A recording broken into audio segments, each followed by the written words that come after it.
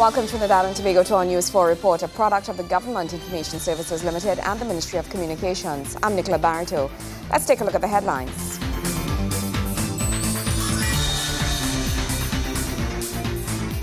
Trinidad and Tobago economy to undergo a restructuring process. Knoll Street Recreation Ground in Currap completed. And in sport, an exclusive interview with emerging U.S. football star with Trinbago heritage. Thank you for joining us to our top story. Finance Minister, the Honorable Larry Hawai, says Trinidad and Tobago's economy will undergo a restructuring process as it seeks to position itself in a safe place, able to weather global financial risks.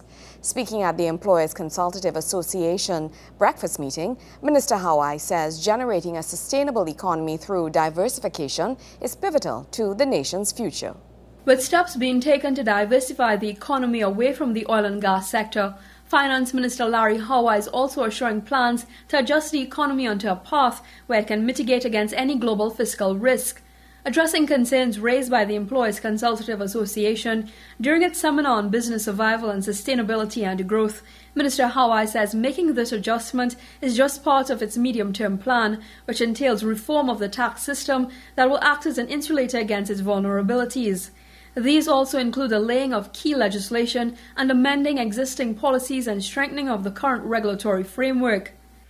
For a small, open economy such as Trinidad and Tobago, achieving sustainable growth demands focused attention on fiscal, external, and financial sector vulnerabilities. In addition, rebalancing of the Trinidad and Tobago economy away from its dependence on its non-renewable resource endowment has its own implications for designing an optimal fiscal adjustment path and for managing external vulnerabilities in particular. Some of the restructuring Minister Hawai notes will revolve around the VAT Act, New Securities Act, the NIB Act, removing the duplication and reviewing the effectiveness of programs. He explains this will be done through a restructuring of the Inland Revenue and Custom Division, all aimed at promoting investment. Reforms will focus on bringing the staff of the Inland Revenue and Customs Division up to full strength and strengthen the coordination between the two agencies. To this end, a group of international consultants is currently examining the operations of both the Board of Inland Revenue and Customs and Excise with a view to making recommendations for greater operational interaction between the two revenue agencies. These reforms are expected to improve efficiency and provide for greater accountability of public expenditure, improve the alignment between resource allocation and the government's growth objectives, and ultimately improve the quality of service delivery to the population. This breakfast meeting was the second in the ECA's hosting for the year, with focus on Trinidad and Tobago's positioning itself to meaningfully address the macro and microeconomic challenges in the economy. Chairman of the ECA, Kester Nanku, underscored the importance this held to the business community, as their own expansion and growth depended on government's role in leading the fiscal sector. The prospects are for a reduced level of growth for emerging economies as compared to pre-crisis levels. Moreover, the uneven pace of recovery is a reflection of persistent imbalances in the global economy, which have been intensified and are obstacles to strong and sustained growth. It is against this background that we at the ACA have heeded the calls of our members for practical advice and guidance that would allow them to successfully confront their major concerns, which have the potential of negatively impacting the continued growth and sustainability of running successful and profitable businesses. Minister Hawai says broadening its public-private partnerships will assist in the realigning of the economy. The government is pursuing a gradual approach to the rebalancing of the economy in keeping with the emerging risks and challenges that face our nation. The challenge is to maintain growth while reorienting expenditure and ensuring value for money.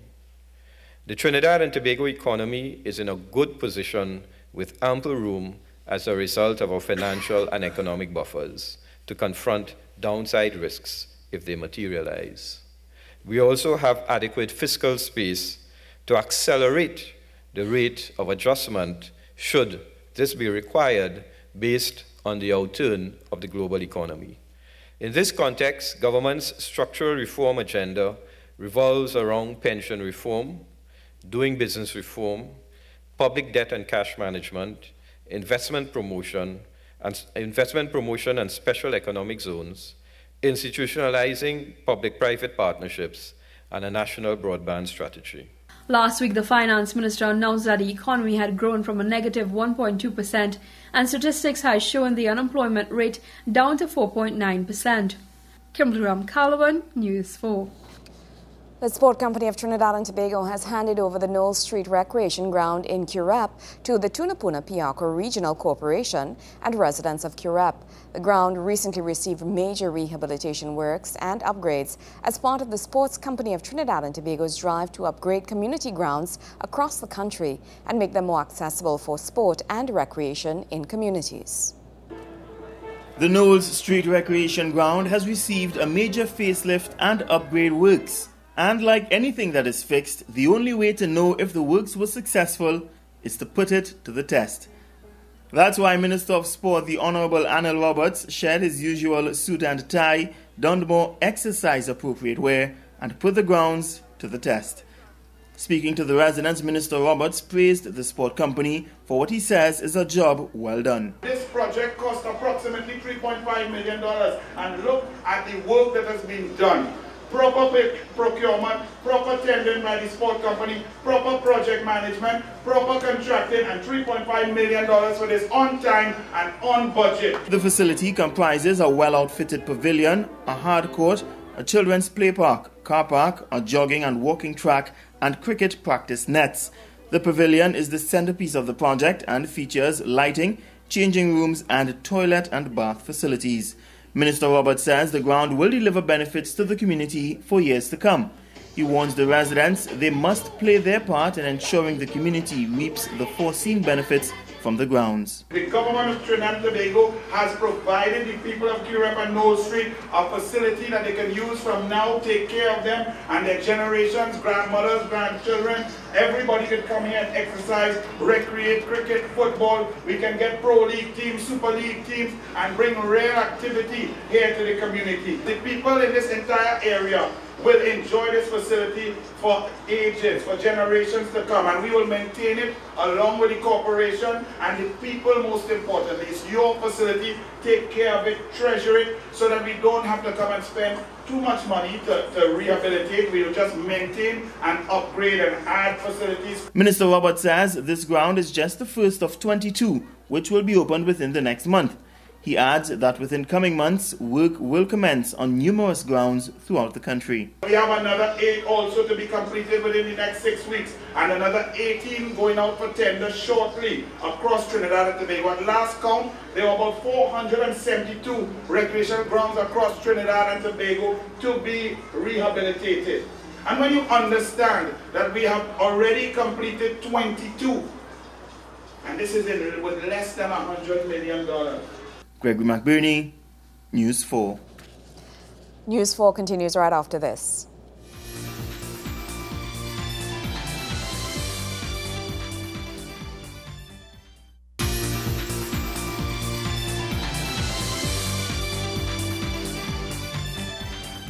Ten lucky students who excelled at the secondary entrance assessment this year have received scholarships from the Trinidad and Tobago Unit Trust Corporation. This is expected to go a long way in providing books and other school supplies during a 7-year period. The Trinidad and Tobago Unit Trust Corporation has embarked on its 2013 Secondary Entrance Assessment Scholarship Program, providing much-needed assistance to 10 students. On Friday, Unit Trust held its scholarship award ceremony entitled Preserving Our Treasures. The program began in 1996 and consists of a 7-year secondary school scholarship which presents students with books and relevant school supplies worth up to $1,200 per year for 7 years. And in 2008, the scholarship program was expanded to tertiary level education, valued yearly at $2,000 per recipient. The Unit Trust Scholarships program was established to assist youths who have academic brilliance and potential but find themselves at a disadvantage due to impoverished or financially challenging circumstances. With the addition of this year's scholarship winners, 104 young persons have benefited from the program since inception, with 67 students presently involved. We are happy to award these scholarships and to celebrate your triumphs. We remain focused and committed to youth development, and we view every child as having the potential to excel. Every one of you have that potential to excel. Our duty remains to support you, to provide the ingredients to assist, and to help you on the road to attaining your dreams. A lot of students, while academically brilliant, fall by the wayside when they don't have that support. And it's not just in terms of academics, it's in terms of social support, financial support, and general support, as Jonique said. We are here to lend just an ear if you need to talk to someone. In 2007, the scholarship program was expanded to include a mentor workshop called Strategies for Success, which caters to developing the skills of the scholarship winners and enhancing their competencies.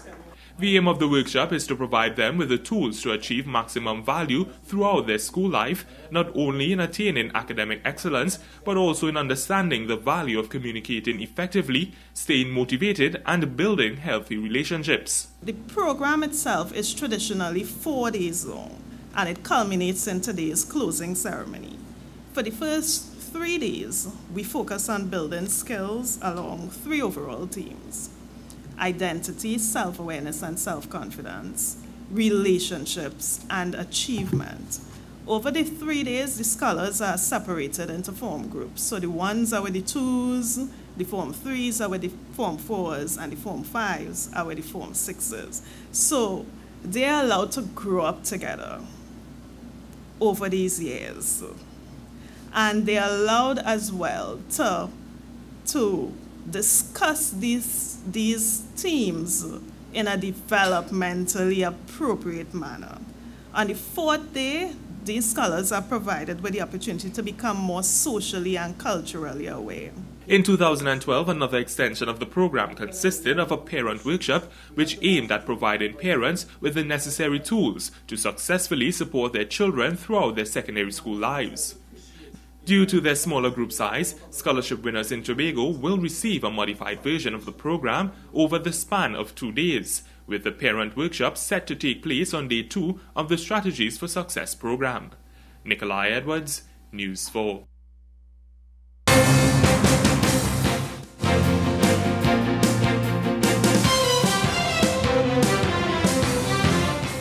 In our top story, the Finance Minister Larry Hawai says Trinidad and Tobago's economy will undergo what we would call a restructuring process. All of this week, we plan to bring you some of the significant highlights from an address delivered by Finance Minister Senator the Honorable Larry Hawai as he looked at issues and challenges for the Trinidad and Tobago economy and how the government is moving to tackle them. Very importantly, the energy sector, which suffered a slowdown as a result of the maintenance work required in the wake of the Macondo disaster, as well as a slowdown in activity which began just after the middle part of the last decade, has begun to show a turnaround. The current Minister of Energy and Energy Affairs must be complimented for his very proactive measures to create vitality in this sector. The number of rig days has increased from 744 in 2009 to 2,788 in 2012.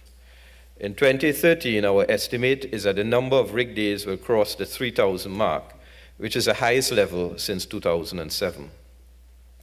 The demonstrated commitment of government to strengthening the domestic business climate, including critical reforms to the regulatory framework for the financial services sector, has also served to build confidence.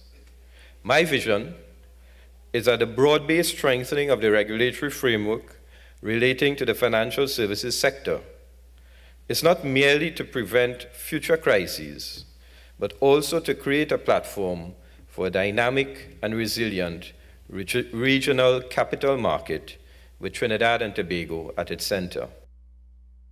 In our next installment, Minister Hawai comments on the possible impact of the economic developments in China. When we come back, our sport report. Stay with us.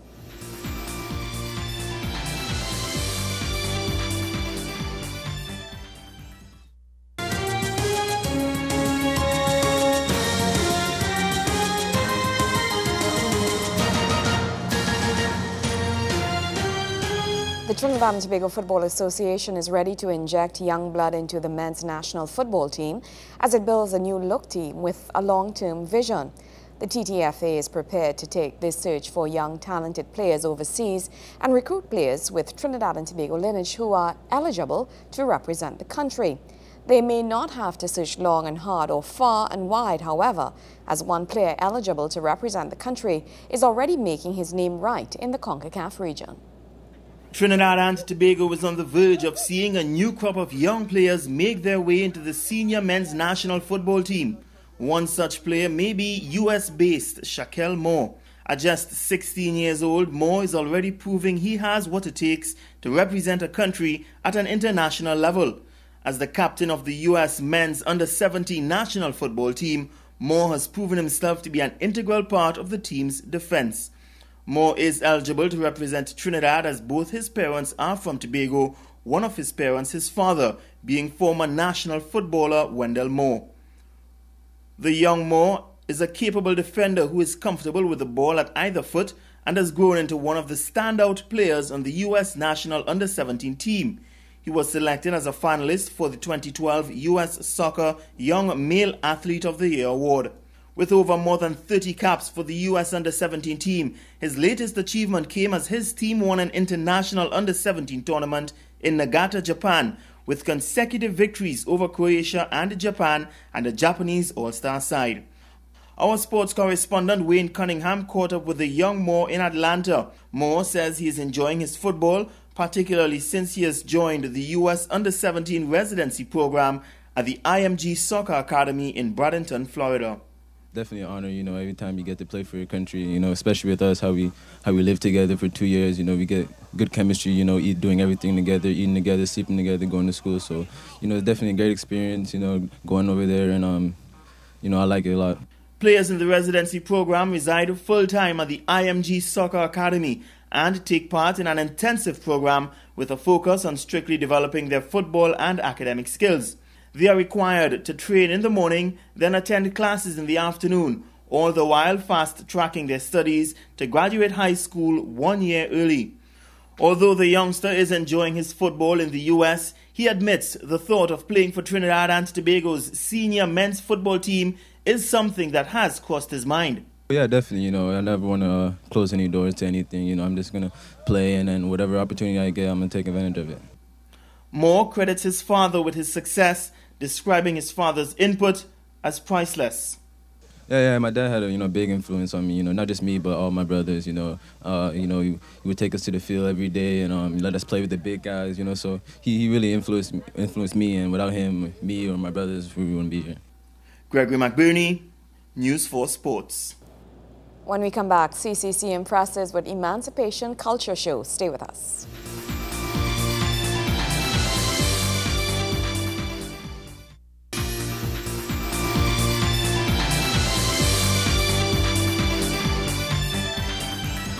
Trainees of the Civilian Conservation Corps put on an impressive cultural show as they competed for the CCC Emancipation King and Queen competition.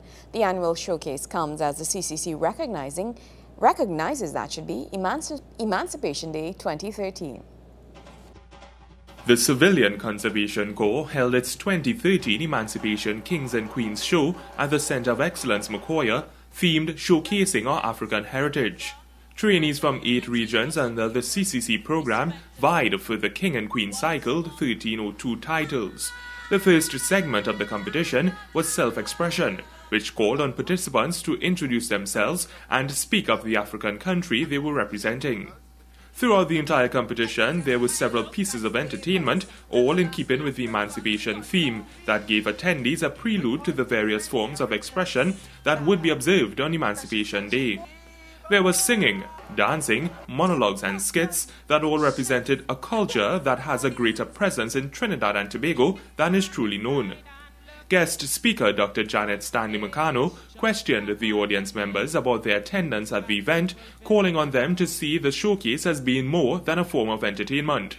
We have come together to share experiences through the stories we tell, through the stories that connect us with our Africanness, with that which is our history, that connect us with our folk tales and Anansi stories. Let's keep them alive. They are excerpts of our history. Let us, continuing from what we have seen, building on it, so that as a people we can demonstrate skills that we have developed. It was a close competition, but in the end, Shakim Fortune of the North Central region walked away with the title of king, while Takia Simons of the North Central region claimed the queen title. The CCC, which falls under the remit of the Ministry of National Security, continues to train the youths of Trinidad and Tobago to be successful young men and women by providing them with the skill sets to become progressive and relevant in today's society. Nikolai Edwards, News 4. Well, that's how we wrap up this edition of our News 4 report, a product of the Government Information Services Limited and the Ministry of Communications. I'm Nicola Barreto. Thank you for joining us.